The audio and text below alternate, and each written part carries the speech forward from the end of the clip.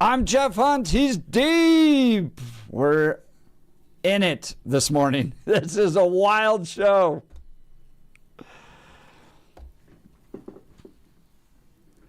Do you like that? Is that a banger? Look, you're into it. Yeah. That's going to be stuck in That's your good.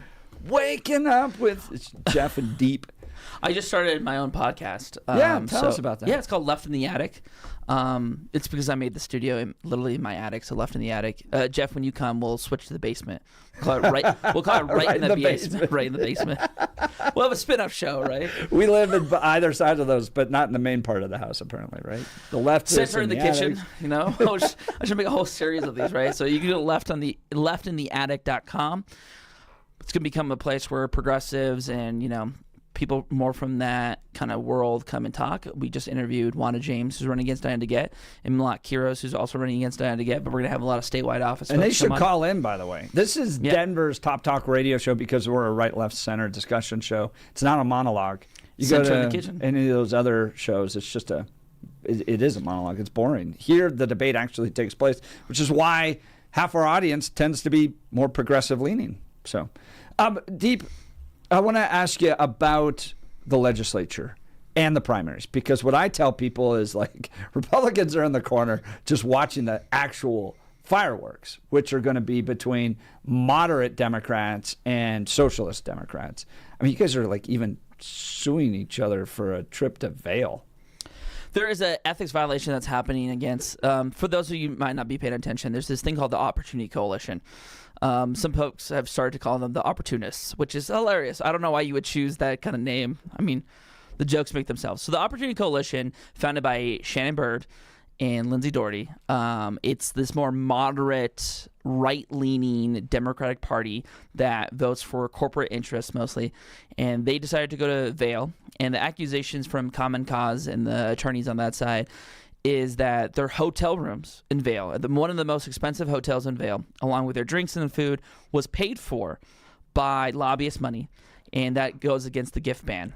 So there is an ethics violation that's been opened up. It was deemed credible, so there's going to be more subpoenas, there's going to be testimony, and it has caused a rift in the Democratic Party in terms of you had I'm watching your chairman be like, hey guys, can't we all get along? It's like watching the Republicans try to figure it out. You know, Democrats have been in charge of this state with a trifecta at least since 2018. But honestly, the John Hickenlooper and Michael Bennet corporate wing of the Democratic Party has been in charge since the mid-2000s, right? And I think we're realizing is, hey, has this corporate Democratic Party that's been in charge made your life better? Or No! Are your prices? But why would we run down the progressive road even more? It's because we need to look at a politics that doesn't take money from corrupt interests that ends up voting in a more corrupt government, right? The Democratic Socialist Party at its core is an anti-corruption party, right? A pro-working class party. And even on the right, you're seeing this kind of attitude happen, right? They're like, money in politics. It's buying off these elected officials, right? That like Trump will say, hey, you know, we need to stand up for the working class of America. And then you'll see at his inauguration, all these billionaires come in and be like, hey, you know what? I know you don't like immigration, but what happens if it's just immigration for me? And even on the frustration on the right, you're seeing like, hey, my vote doesn't matter because these billionaires and these oligarchs come in and tell them how to vote. And you see that at the state legislature too, right? You see that in local politics. That's why you have folks like Victor Marx that I think are becoming more popular on the Republican side, right? He's like, hey, I'm not part of this establishment, right? Barb Kirkmeyer has been part of this lobbying corporate establishment for a long time, and I'm outside that. So I think you're going to see a lot more outsider candidates all across the board.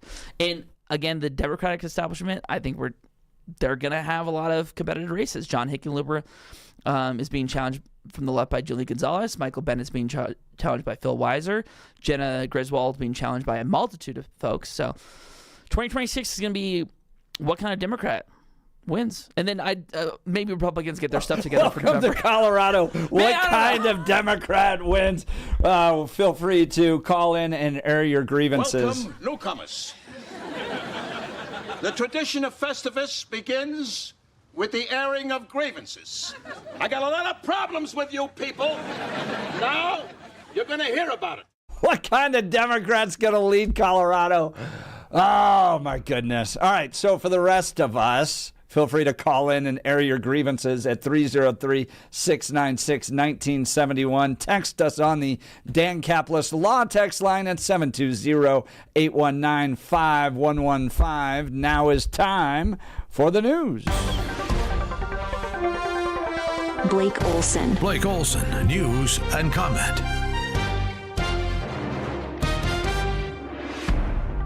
Hey, good Tuesday morning. Merry Christmas. We're only a couple days away. 37 and mostly cloudy in Denver. Expecting a high of 65 today. News sponsored by Pastor Camp Heating and Air Conditioning at 303-777-1234 to learn more about special savings opportunities on Lennox equipment. Our top story, as expected, DIA is going to be packed today.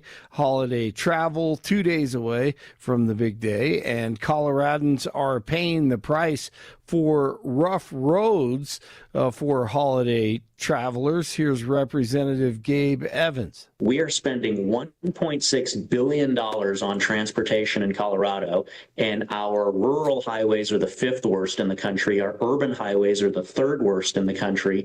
Yep, they sure are. Evans is blasting the state for mismanaging transportation funds, claiming highways are crumbling despite record funding. Evans says roads like I-25, I-76, US 85 are unsafe, causing nearly $2,000 in extra vehicle costs for every average driver each year. He sent a letter to Governor Polis and CDOT demanding a focus on basic road maintenance over mass transit and climate projects. The governor's office disputes Evans's claims, citing ongoing improvements and federal funding investments. The CDC says 5 states, including Colorado, are experiencing very high flu activity. The others are New York, New Jersey, Rhode Island, and Louisiana. In New York City alone, in early December, there was a 460% increase from the same time last year of people with the flu. Colorado immigration activist Jeanette Vizgara has reportedly been released from an ICE detention facility in Aurora. An immigration judge gave Vizgara a $5,000 bond, and her family posted bond on Sunday. She's expected, it says here, to talk about it later today in downtown Denver. Sorry, I'm going to miss that one. A judge in Maryland is blocking the federal government from taking Kilmar Garcia into custody during the holidays. His attorney, Simon Sandoval Moshberg. It's just been one earthquake after another for this family, and of course, I'm sure they're incredibly gratified that they're going to be together for Christmas and New Year's. But the sword is still very much hanging over all their heads. U.S. District Court judge extended her order freeing Garcia from federal detention during a hearing on Monday. 5 people are dead after a Mexican Navy plane crashed in Galveston Bay in Texas on Monday. The plane took off from Mexico and was transporting a burn victim to Galveston. When it went down, the Mexican consulate has confirmed that 3 members of the Mexican Navy died and a 4th is missing and presumed dead. The patient and his doctor were also killed. A Colorado teen killed in a head-on crash in North Platte, Nebraska is being identified. The Lincoln County Sheriff's Office says that 18-year-old Afton Robertson was pulling a horse trailer on Highway 83 Saturday when he veered into the path of an oncoming semi. The driver of the tractor trailer was hospitalized with serious injuries. A lot of people are very angry that this continues. A lot of Republicans are angry because of the fact that it's just used to deflect against a tremendous success.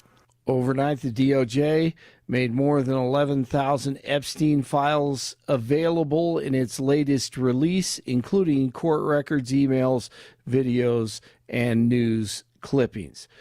All right, the Broncos are back on the practice field today as they prep for Thursday's game against Kansas City, once again on Christmas Day. There are 3 bowl games today.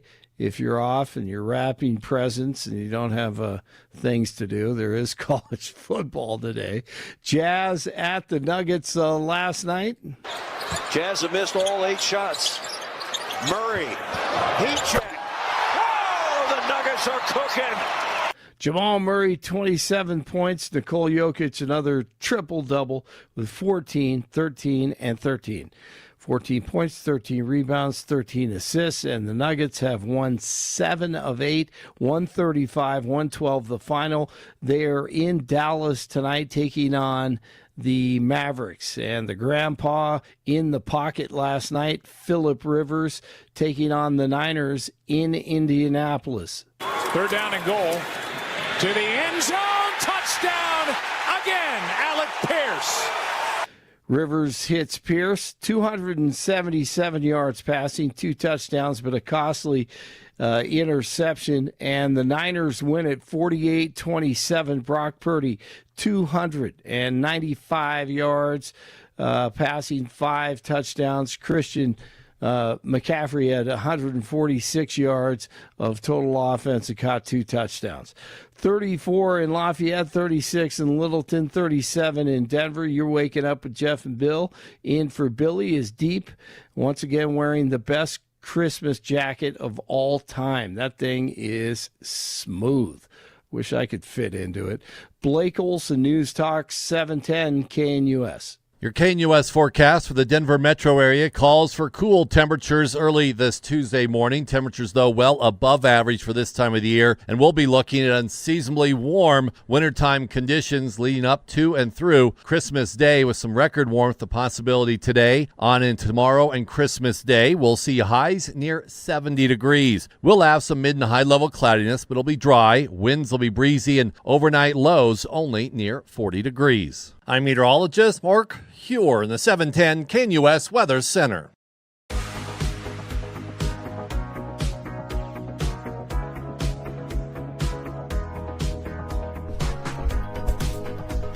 Welcome back to the Jeff and Bill Show. Billy out this week. He'll be back in January, enjoying some much-deserved time away. Live in studio with me is Deep Singh Badesha. You can follow him on X at Deep Not Shallow. Deep Not Shallow. He's a member of the Democrat Socialists of America. Always comes on, takes your calls too. Text messages. It's always a lot of fun, a very lively debate. It's also Festivus. Buy a doll for my son. I reached for the last one they had, but so did another man. As I rained blows upon him, I realized there had to be another way. What happened to the doll? It was destroyed. But out of that, a new holiday was born. A Festivus for the rest of us. Where you can air your grievances. Today is officially Festivus. So give us a call, 303-696-1971. Text us on the Dan Caplis Law text line at 720-819-5115. Speaking of the text line, Alexa texting in, Blake's new report should be syndicated. Best news information. Way to go, Blake Olson. All right, let's go to the phone lines. We have joining us now Melat Kiros from Denver. She's challenging Diana DeGette for Congress, but not from the right, from the left. She's endorsed by the Justice Dems. Melat, thank you for taking time to join the Jeff and Bill Show. Thanks so much for having me, and happy Festivus. Happy Festivus to you, too. Sitting in with me is Deep Singh Badesha. All right, so now I'm overwhelmed by socialists, apparently, here. All right, so Melat, tell me why you're challenging Diana DeGette, because she's an institution in Colorado. I can't tell you a single thing she's done for the state of Colorado, but 30 years in Congress. Good night. Yeah. All right, so only 2 bills passed. Only 2 bills passed. I mean, that's really? My grievance, right? That's my grievance in honor of Happy Festivus. I am sick and tired of us arguing amongst one another when, like Deep said, the issue is top down. We are talking about politicians that are bought and paid for by all these corporations, by all of these billionaires, and we're not actually having a debate amongst ourselves, right? Government's supposed to be a place where we can debate our ideas, socialists and capitalists, and everyone can come together and debate, and we can choose what's the most popular among the American people. That's not what's happening. Corporations and billionaires are choosing what they want. They're buying their politicians like they're buying a cup of coffee. They're bribing government agencies. They're stacking the courts with people they choose out of first year of law school. I saw it myself. We're not actually in a democracy anymore, and that's what I'm sick and tired of. That's why I'm running against someone who's been in office for 30 years, only passed 2 bills, and has taken millions of dollars from big pharma, from big energy, all the while the affordability crisis has just been continuing to rage on. That's Melat Kiros, and please correct me if we're pronouncing it incorrectly. No, but perfect pronunciation. There you go. All right. So, Melat, tell us your background. Tell us where you're from, your educational background, why you want to run for Congress.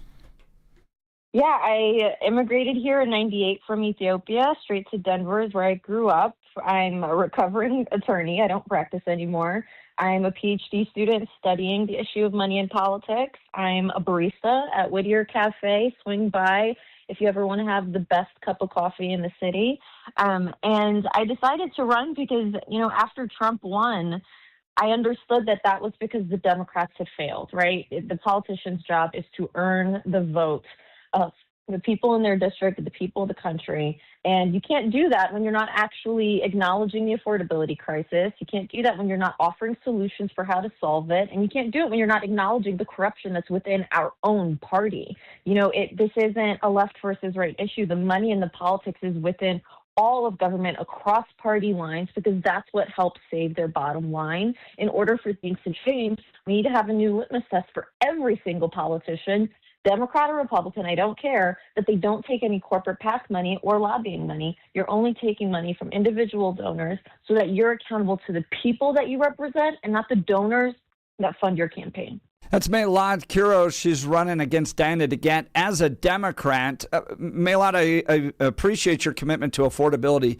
Help me understand wherever Democrats have gotten control and have had super control, places like Seattle, San Francisco, Los Angeles, Portland, Denver, that things have gotten more affordable for anybody. It seems to go the exact opposite direction, that with regulations and taxes that come with Democrat leadership, socialist leadership, things get more expensive. Yeah, that's because corporations and billionaires realized that they couldn't just operate within the Republican Party. They had to start playing game in the Democratic Party as well. So this started about 60 or so years ago and really, really took off around the Clinton administration. And so what you're seeing is that corporations are actually writing these regulations, writing these laws that are making it incredibly difficult for smaller businesses and smaller corporations to be competing on the same level as these massive ones. So when you think about developers, for example, all of these environmental regulations, all of these safety regulations, some of them are very, very important and necessary to make sure folks are safe, right? But some of them are just written into law because corporations have the army of lawyers and staff that can sift through all the paperwork, while smaller corporations and smaller developers can't. So they've locked out the competition. They've completely monopolized that industry, and they've made sure that they can keep prices as high as possible. And it's working people that suffer at the end of it. The only way we can solve that problem is by getting the corporate influence, the billionaire influence out of our politics at every single level, especially at the local level. But, Melat, wouldn't you say that places like Cuba, for instance, or Venezuela don't have corporate influence? Like, those are places where you have the least amount of corporate influence, almost total government control, and some of the worst oppression that takes place. I see the avenue for some of the worst oppression. It comes from the government. So it's just corporate influence in a different flavor, right? Oftentimes, some of the folks that you're pointing to in these countries are still being backed by incredibly wealthy interests, and they are the ones that are getting to benefit from the decisions being made in some of these places. I would argue that these are very complex countries, and if you want to talk about particular issues that they're facing, then we can do that as well. But for a place like Cuba that has one of the most unmatched healthcare services in the entire world, actually. They are really leading in the medical field. That is a separate question of how they run their healthcare, which is universal, and that's something that we should be doing here as well. But if we're talking about who's actually in charge, it's still the people with the money, because money is what buys influence, it's what buys power, and that's what we have to be attacking here, because we see them out in the open, and that is what we have to be paying attention to. And I do want to add one thing. Go ahead, Deep. There is a lot of fair criticism that you should have against the current Democratic Party, right? Diana Gett has been in Congress for 30 years. John Hickenlooper and Michael Bennet have been running this Democratic Party in the state since the mid-2000s. I call them the dorks. And they're dorks in chief. I mean, they run the state basically, right? Like, you have to kiss these two rings before you run for anything. It's like, why are these two guys in charge? And Democrats should be taking a fair amount of criticism. It's like, listen, you've been charged. Why are your policies failing? I'm a member of the progressive left that's like, your policies aren't working because you're not answering to the working class because of the money and politics issue, right? And the right also needs to come up with its own theory of what's happening. Donald Trump was able to win a working class coalition because he was able to call out the corruption in the Republican Party and the Democratic Party. He ended up being elected and is now the most corrupt president that we've seen since Nixon. But that is something that needs to be called out, right? I do think the Diana Getts and the Hickenloopers and the Bennetts have been leading with billionaires first instead of the working class first, and we have to tackle what are the things they're doing wrong. And that's a fair criticism. I guess I just don't know where it works. Like, where's the examples of this type of socialist leadership where you look at the society and go, it's flourishing. We got money out of politics. We don't have a big corrupt government, because everywhere I look, whether it's Minnesota, for instance, with the amount of fraud there that's taking place, or more progressive cities my argument is the more progressive it gets, the crappier it gets. So I think in general, you have to look across the board to see what policies in which states are working well. And Republican states oftentimes have some of the most progressive policies while being culturally Republican. Let's look at our state up to the north, Wyoming. Wyoming invests in higher education and K-12 in terms of per capita spending almost more than any other state, right? And they are taxing billionaires, and they're taxing extraction industries, right? They have higher taxes on extraction industries. But they also allow extraction industries. Yeah, so what I'm saying is that these are sort of like progressive policies, and they're using it to fund K-12, and they're using it to fund higher education. You look at something like North Dakota that has a state-run bank that was able to insulate a lot of its population from predatory loans. And we have to ask ourselves again, Democrats, you've been in charge of California, right? But you haven't built enough housing. You've been in charge of California and you haven't built any high-speed rail, right? You hear about this billions of dollars that were spent for this high-speed rail that never got built, right? And we have to ask ourselves, why was that not built? And that's because the current Clinton wing of the Democratic Party has chosen to pay consultants endless amounts of money while nothing gets built for the American public. And we have to be asking ourselves why. And if you are going to vote for Democrats, it has to be a better way forward. If you're going to keep voting for the same, you're going to keep getting the same things. That's why everybody was so disappointed with when Joe Biden got there and not much changed. All right, Maylon, I'll give you the opportunity to respond.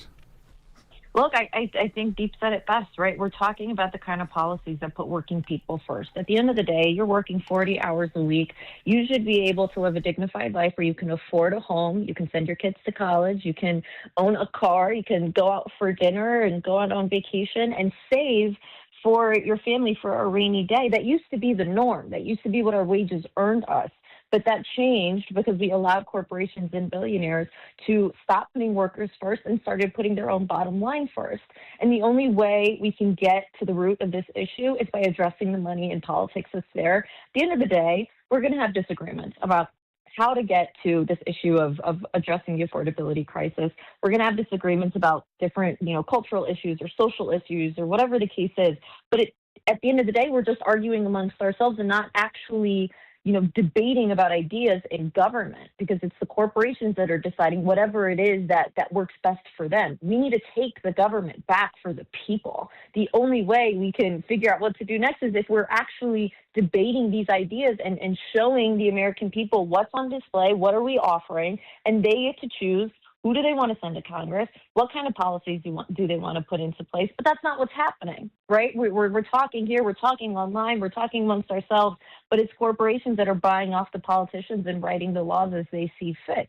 If we don't get to the root issue of this, we're actually just going to keep talking in circles, and that's what I'm getting frustrated with. I'm 28. People my age we're looking down the barrel of a future where we own nothing, we rent everything, and we work until we die, because all the social programs that we're supposed to be able to enjoy are going to expire by the time we get of age. We need to get to the root cause of this issue and stop with the Band-Aids, stop with the arguing among the left and the right. This is a top-down issue, and we need to understand that collectively we have far more power over these corporations, and we need to take our government back for the people. That's Meilad Kuros. She's running against Diana DeGette for Congress. She's in Denver here. She's running as a Democrat socialist, or at least on the more progressive wing of the Democrat Party.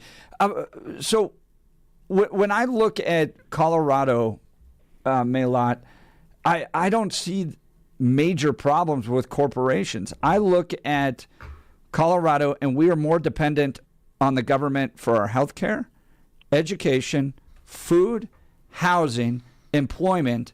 I mean, we just passed LL and MM, where we're feeding 600,000 kids with meals on a daily basis.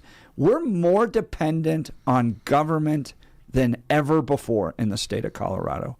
It's also more expensive. More people are frustrated. More people report that they can't get ahead. So isn't it the government that's the problem? Jeff, if you don't see the corporations and the billionaires operating behind the scenes, then you're not looking hard enough. The Democratic Party in Colorado has really largely been run by the corporate wing, just like Deep was explaining earlier, the Opportunity Caucus and such. And, even our own governor is nearly a billionaire himself. He writes laws that helps benefit billionaires as well. This still is an issue of the money that's in our politics. And I don't disagree with you that we have a massive affordability crisis here, right? I explained how money in politics, exacerbates the housing issue. You're not going to get me to agree that feeding 600,000 kids is a bad thing. But ultimately, what I'm really fighting for is the kind of government that just operates as a safety net, right? Everyday working people want to work for themselves, earn their own way, and provide for their own families. That's not possible with the kind of economy that we've set up, right? The economy is working great if you already have money. If you are starting from scratch, it's almost impossible to be able to get by. I was just in an Uber last night, and there was a woman. The woman that was driving, she owned a business up until COVID. COVID completely ruined her business. She lost it. She wasn't able to start over. She is she just got diagnosed with breast cancer, and she can't have any health insurance because she's self-employed, and she's trying to figure it out for herself. These are where the safety nets in government should exist for folks who, for circumstances completely and totally out of their control. They're hardworking. They're trying to build something for themselves. But when you have an economy that's benefiting people who already have wealth to begin with and not those who are trying to start from scratch, you cannot have an affordable city. That's not how it works. And so what I'm really fighting for are things like Medicare for all, housing first, universal child care. And you're not wrong that government hasn't been delivering in the right way. But that's by design, right? Corporations want the government to be slow, be ineffective, be not actually delivering in the way that it wants to, so that we actually just rely on the corporations themselves. Government doesn't have to be ineffective or inefficient. We know exactly. If you speak to anyone who works in government, they'll tell you they know exactly why things are being inefficient. They know why things aren't working, but they're not the ones getting listened to. It's corporations and billionaires that are funding the politicians' campaigns that are calling the shots.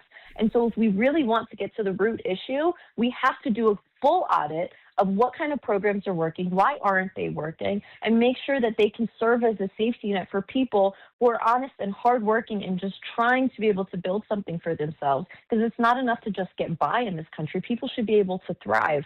And the only reason that doesn't happen is, again, the money in politics. This is the root of all of it. Well, Maylot, so I just want to be crystal clear. You think that the problem with government efficiency and inability to deliver is because of corporations? Yes, because if the government doesn't deliver, then we choose not to trust in government. We choose not to trust in our leaders. We instead rely entirely on corporations. They build up their monopolies even more, on top of not having any, care for the employees, the stakeholders that are actually involved in that business. And then when they monopolize it, they get to cut all the kind of corners that they want to. They're delivering crappier services and products to us while they're just sending more of their profits over to their shareholders or to their executive board. That's ultimately what we're seeing across the board right now. We're seeing an economy that, they're calling it the K economy, where the upper ring of the wealth bracket is experiencing a wonderful economy. They're having a grand time.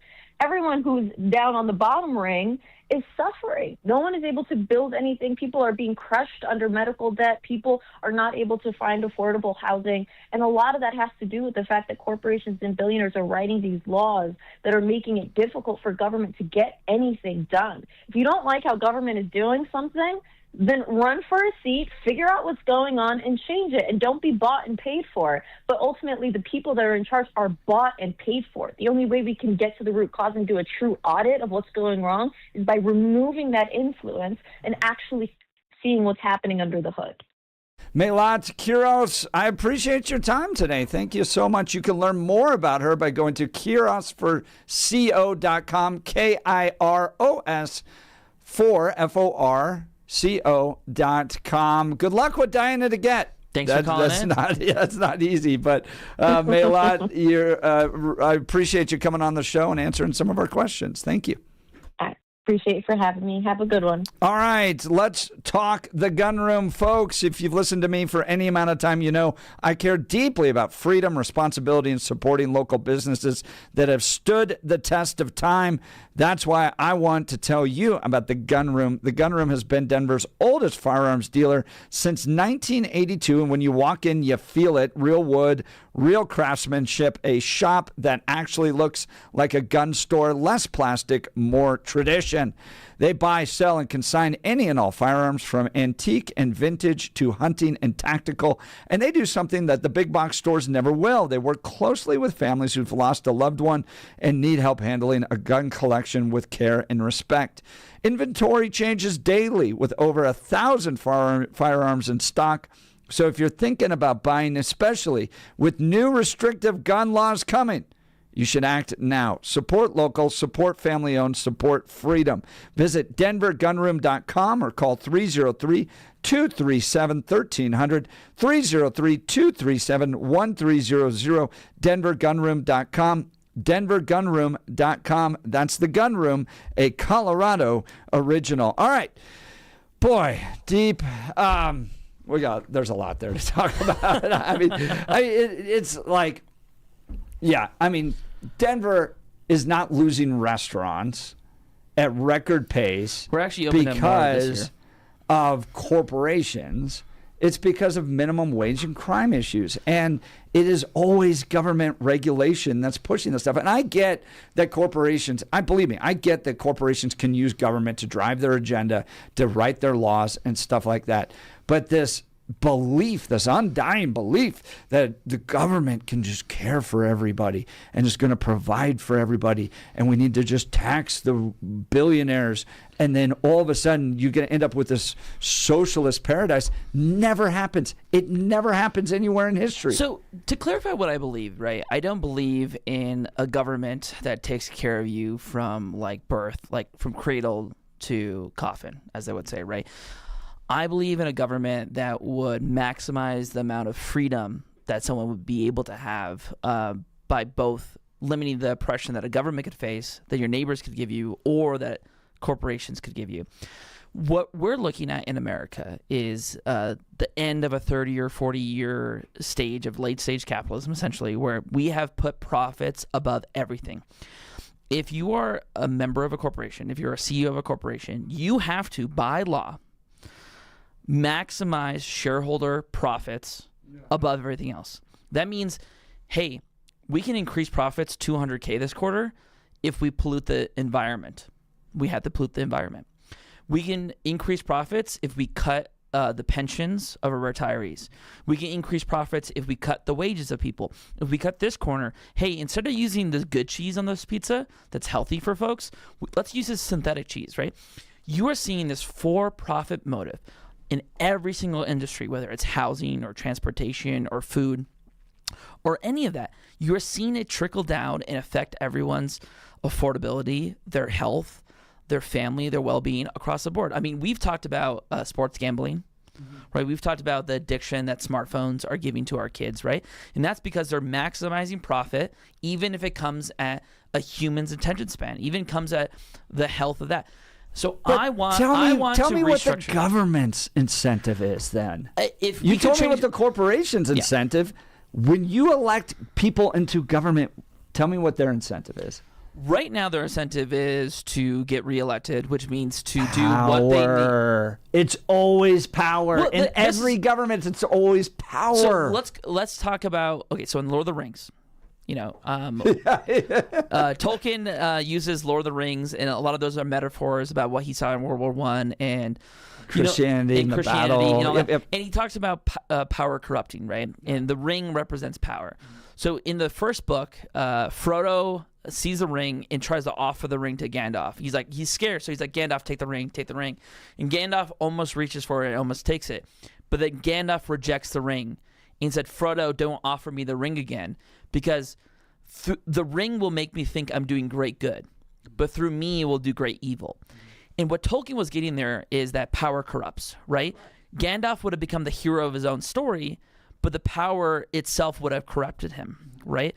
And you see that all across the board, right? People are heroes in their own story. They think they're doing right, all that kind of stuff. So I think we should push, like, you know, you've seen it from hall monitors or corrupt bosses or anywhere across the board. When you give people power, they will lash out. So you need checks and balances. Right now, we live in an America where there's almost no checks and balances to either government officials or the oligarchs who basically control them, right? We need to push this back down. That's why I believe in unionizations of workforces, right? So you have more stakeholders in the room, so employees are taken care of, and you have more people to care about. Right now, elected officials, they want to get reelected. And the easiest way to get reelected is by doing the biddings of corporations and billionaires, because they can just write you one $250K check, $1 million check, and you get reelected. And AOC, you don't think AOC is concerned about getting reelected? So she has a multitude of small dollar donors to combat. Yeah, but she still wants to be elected. It's a different value. She pushes out anybody that challenges her. So if there was some reform, like if I could wave a magic wand and only do 2 or 3 policies, right? I think the policies you would be tackling, right? Of course, I would want to tackle healthcare. I would want to tackle K-12 education, childcare, those things. But the thing I would really want to tackle is money in politics and better governance, right? I believe in ranked choice voting. Capping the amount of money and influence in politics. And honestly, I would like a multi-party system, right? The Republican Party and the Democratic Party are doing a really bad job right now finding what they actually represent. Deep Singh Badesha live in studio arguing that in order to have effective government, you need to have good moral people. He's edging very closely to Christian nationalism. I'll pull him away from that Don't Festivus worry. for the rest of us. All right. We'll continue. Text messages hot. Phone lines hot. Deep Singh Badesha, Democrat Socialist of America, live in studio. You're listening to the Jeff and Bill Show, News Talk 710 KNUS. It's a Festivus miracle.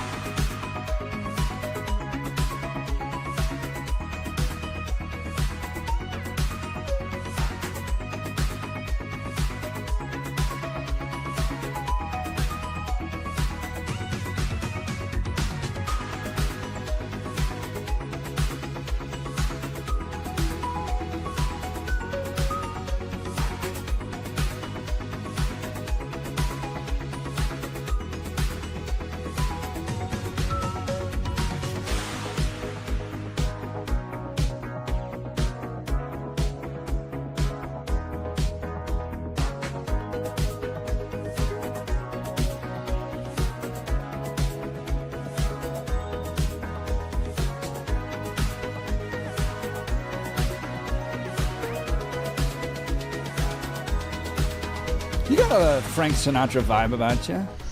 You're dapper, man. Every year, my good friends host a Frank Sinatra holiday party where the proceeds go to a charity. So it was like last Saturday, and we've been doing that for like 10 plus years. We usually do it like out of Pete's Kitchen's like secondary location. Good for you guys. It's good stuff. So yeah, Frank Sinatra. Not relying on the government for everything. All right, that's Deep Sang Badesha, Democrat Socialist of America, live in studio. It's also Festivus. It's time for the Festivus Feats of Strength. No feats of strength! I'm Festivus! And we're going to bring in Barney for this one. Good morning. Barney, Idaho Springs, you're on with Jeff and Deep. Okay, Jeff. Love you, Deep. I'm not going to be very respectful to y'all. Be decent. You sound like a nice person. For starters, the woman running... Hang on. The woman that's running against Diana DeGette, you don't stand a chance. That seat belongs to Diana DeGette till she's done with it. Now, let me go at you, Deep. Look at that freedom. What government official... What? Yeah, it's just sad that we live in a place where like a elected official can just own a seat for as long as they want, right? Does that feel like a real democracy? Okay, hold on a minute. No, but just a minute. How does Marjorie Taylor Greene become worth $24 million when she goes into Congress at $700,000? How does Puke Dan Crenshaw go in making nothing and makes $8 million? The money that you're talking about, that's not going to change. If I'm a corporation, I have every right to have my opinion to influence whatever I want to influence out there. The money you're talking about isn't the problem. The problem is these people are corrupt. But that's not why I called. The fact is, listen, you sit there and you talk about your spill, and you bring up child care. And you were talking about, I think you guys, the other woman was talking about a 40-hour work week. Well, maybe you have to work more than 40 hours to make a living. I get really tired of people like you guys saying, oh, it's everybody else's fault but your own. If you need to make more money, and I don't count the woman that has breast cancer in the Uber, but give me a break. Get off your butt and go get another job. You guys always want these answers that come from government. And don't get me wrong. Look at on the Republican side. Not a single one of the candidates running this state for governor have said a damn thing about the stupid gun laws that they passed or the tranny law. Give me a break. You guys are all, look at, you bitch about corporations, and I look at Republicans and Democrats, and they both loved illegal immigration. The Democrats thought they were going to get voters, and the Republicans knew they were going to get cheap labor. Total crap, and we don't stand a chance. But having the government babysit my granddaughter is not going to happen, buddy. I don't know what goes on in your mind that you would want anybody but family. Barney, Nobody I just want to give you a warning. If you're driving through Douglas County, our good friend George will hold you accountable against our laws that say you can't have your phone and drive. So be careful. Be careful out there. But I'm on hands-free, buddy. Don't worry about it. As I was saying, I don't want government to take care of people from cradle to coffin. I want a government that can facilitate an economy and a country and a society where people can live off their labor, right? I mean, I hear you, where if you're working 40 hours a week, you should be able to afford rent. You should be able to afford a vacation. It doesn't work that way. You want people to work 80 hours and starve. No, if I decide that I want to smoke pot, I'm not going to get a decent job because they're going to drug But if you work 40 hours, No. if you're working 40 hours as a coal miner, do you believe you deserve a pension? Well, if I put into it, I guess I do. But I work a lot more than 40 hours than most of the guys I know do. Yeah, and I feel for you. If If you're working 40 hours or more, you deserve to be able to afford the house you live in. No, I don't deserve anything, buddy. No. I guess it's true. Yeah. So I mean, this is the weird thing that you have is like you have a working class in America that is divided, right? And what you're doing right now, Barney, which is unfortunate, is you're running cover for these oligarchs and these corporations. And it sounds like you're a truck driver, right? You know what? You don't even sound like Bernie Sanders when you say oligarch. So I don't even buy it. I get in my truck Barney, and I go make my living. Why are you doing the bidding of the oligarchs, man? They're not even for They're those not even guys. paying you enough. Listen, I will babysit. I will make sure I take care of my family. I don't need you or any other clown in government to take care of me. Barney, If I just want you to get paid more, man. I want you to get paid more. I want you to have good health insurance. I want you to have a good retirement. Trucking can be bad on your back. You know, it's a dangerous job. I actually believe in like pensions for you all. But you're like, hey, Jeff Bezos needs a third yacht. I am delivering Amazon goods right now, and he needs a third yacht. I'm delivering products from China that are 99 cents. And, you know, I want to make sure these corporations make billions of dollars, and me and Barney make minimum wage.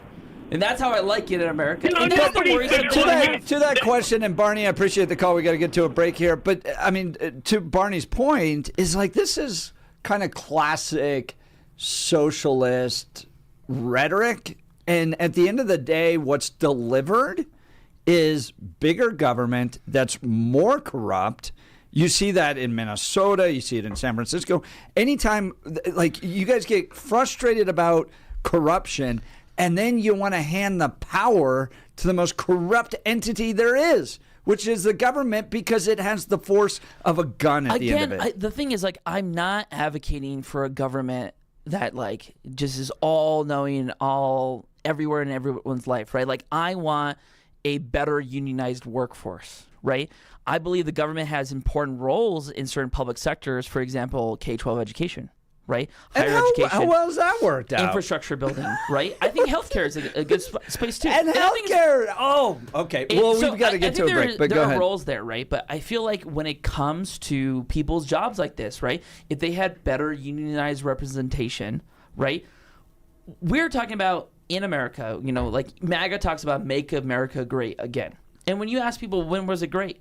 Oftentimes they're reflecting back on a period where unionization was at all-time highs, where progressive income taxes were at 90% for the richest folks, where we were building a middle class because someone could work a job 40 hours, their significant other could stay at home and take care of the kids, and they would be guaranteed to have an affordable That's college fine education, if you want to use that as an example, but there wasn't the nearly the amount of government services. The way that we did that was by having strong unions, by having a strong labor sector, right? And we have to get back to that. And government has important roles to play, but I'm not asking for like a leviathan of a government. But that's the definition of socialism. That's what Peter Thiel wants. That's what Donald continue. Trump and J.D. Vance want. Singh Badesha live in studio. Democrats, Socialists of America. Give us a call. Join the conversation. 303-696-1971. Text us on the Dan Capitalist Law text line 720-819-5115. You're listening to the Jeff and Bill Show,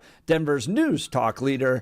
710 KNUS. Frank, no offense, but this holiday's a little out there.